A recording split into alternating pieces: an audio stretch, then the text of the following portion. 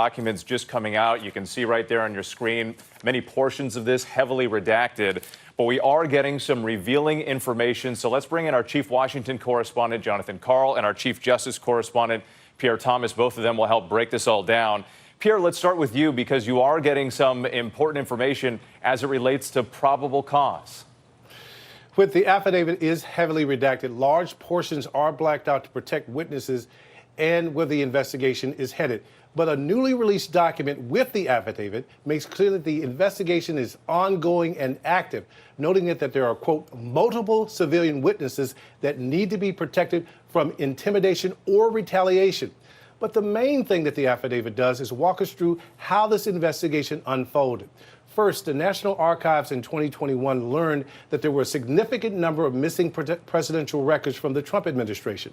As a result of negotiations with President Trump, 15 boxes were sent from Mar-a-Lago to the National Archives in January of this year.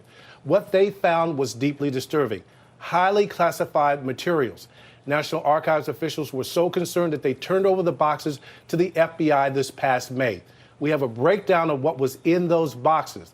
There were 184 documents marked classified, among them 92 secret and 25 top secret.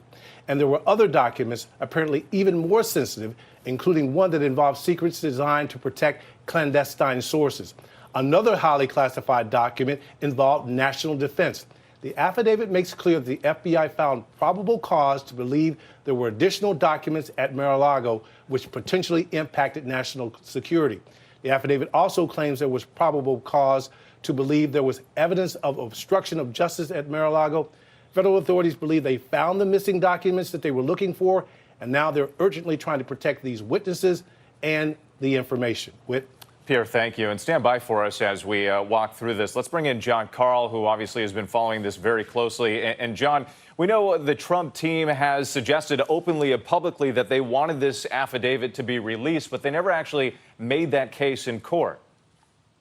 The former president said he wanted the material released. His spokesperson reiterated that demand, but they were absolutely silent in court on this.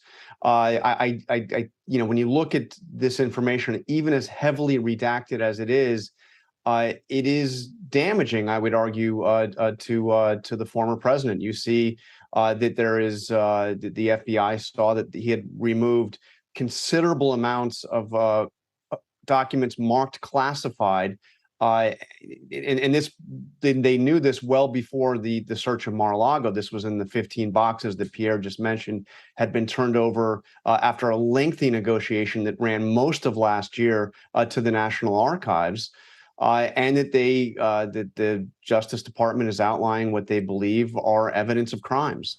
And by the way, one thing that's addressed, although in a heavily redacted way, is the argument that has been made by those close to Donald Trump that he had somehow declassified all this material, and therefore there was nothing at issue here. That argument is mentioned, and then the response to that argument, much of it is blacked out. But what is pointed out here is the concern that the material was placed at Mar-a-Lago in a way that was not secure, and it goes through in some detail the strict laws. I know what you're familiar with the way classified material must be viewed. It has to be done in a secure location.